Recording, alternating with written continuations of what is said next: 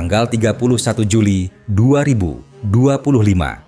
Kiev, ibu kota Ukraina, mengalami salah satu serangan udara terbesar tahun ini. Ratusan drone dan rudal diluncurkan dari wilayah Rusia, menargetkan berbagai titik di dalam dan sekitar kota. Beberapa sistem pertahanan udara berhasil mencegat ancaman, namun sebagian proyektil tetap menghantam permukiman sipil. Laporan awal menyebutkan 8 orang meninggal dunia dan puluhan lainnya mengalami luka-luka. Ini bukan kejadian pertama, tapi skalanya menunjukkan bahwa intensitas konflik kembali meningkat.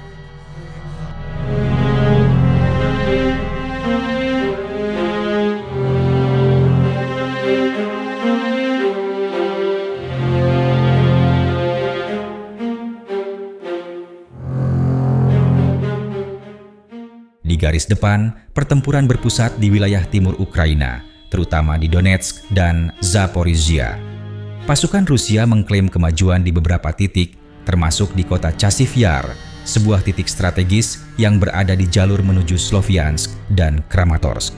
Ukraina menyatakan bahwa pertempuran masih berlangsung dan belum ada kota utama yang sepenuhnya jatuh, namun laporan dari berbagai sumber menunjukkan bahwa wilayah-wilayah ini kini menjadi zona pertempuran aktif. Di bagian selatan, situasi juga dinamis. Rusia dilaporkan mendorong maju di sekitar Novopavlivka, dan sebagian kekuatan telah menyentuh perbatasan administratif Dnipropetrovsk.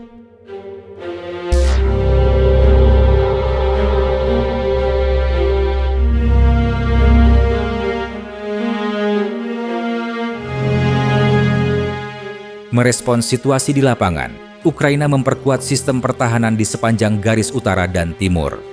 Parit anti-tank, kawat berduri, dan infrastruktur pertahanan sipil dibangun secara bertahap, mencakup ratusan kilometer.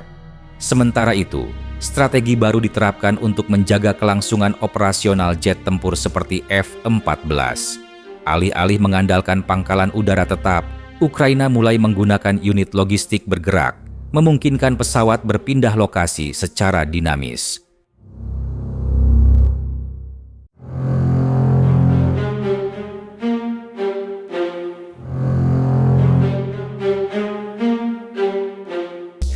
Secara politik, Ukraina sedang mengalami perombakan kebijakan domestik.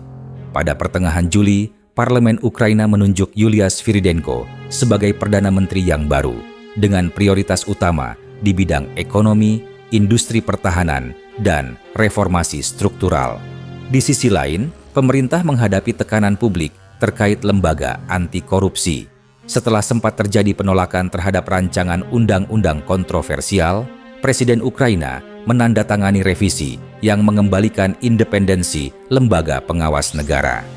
Langkah ini dianggap penting untuk menjaga dukungan internasional, khususnya dari Uni Eropa dan IMF.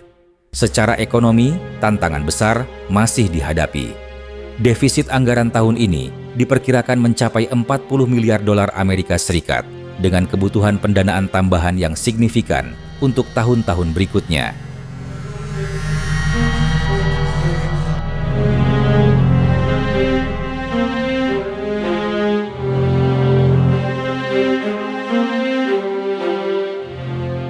Konflik ini tetap menjadi perhatian dunia. Perserikatan Bangsa-Bangsa kembali menyerukan deeskalasi dan meminta semua pihak untuk mematuhi hukum humaniter internasional. Uni Eropa mengeluarkan paket sanksi tambahan terhadap Rusia dengan fokus pada pembatasan energi, ekspor teknologi, dan pembekuan aset.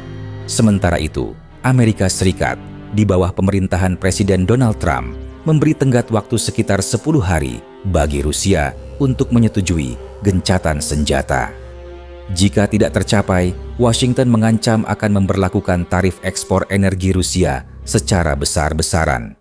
Sebagian negara lain, terutama dari Asia dan Amerika Latin, mengambil posisi lebih netral.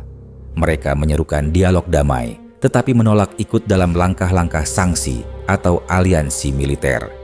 China, India, Brasil, dan beberapa negara ASEAN memilih abstain dalam resolusi PBB yang berkaitan dengan konflik ini.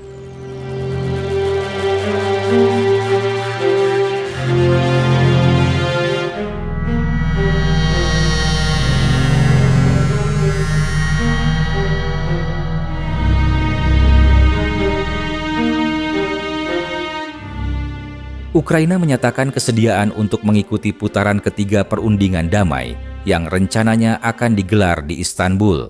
Namun, hingga akhir Juli, belum ada konfirmasi resmi dari pihak Rusia mengenai kehadiran atau format pembicaraan tersebut. Pemerintah Ukraina menyampaikan bahwa gencatan senjata hanya dapat diterima jika disertai dengan jaminan keamanan jangka panjang dan tidak merugikan kedaulatan wilayah.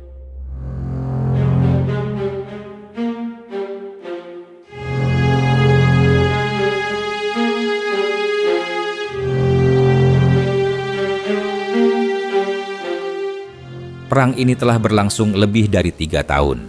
Garis depan bergeser, strategi berkembang, dan tekanan internasional terus meningkat. Namun, belum ada tanda yang jelas kapan dan bagaimana konflik ini akan berakhir.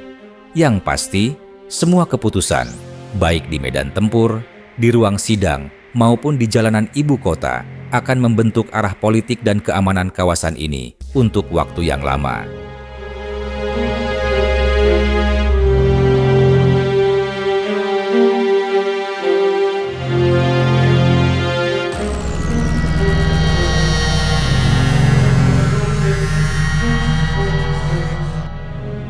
Video ini dibuat untuk tujuan edukatif dan analisis semata. Kami tidak memihak pada pihak manapun, tidak mempromosikan kekerasan, dan tidak mendukung perang dalam bentuk apapun.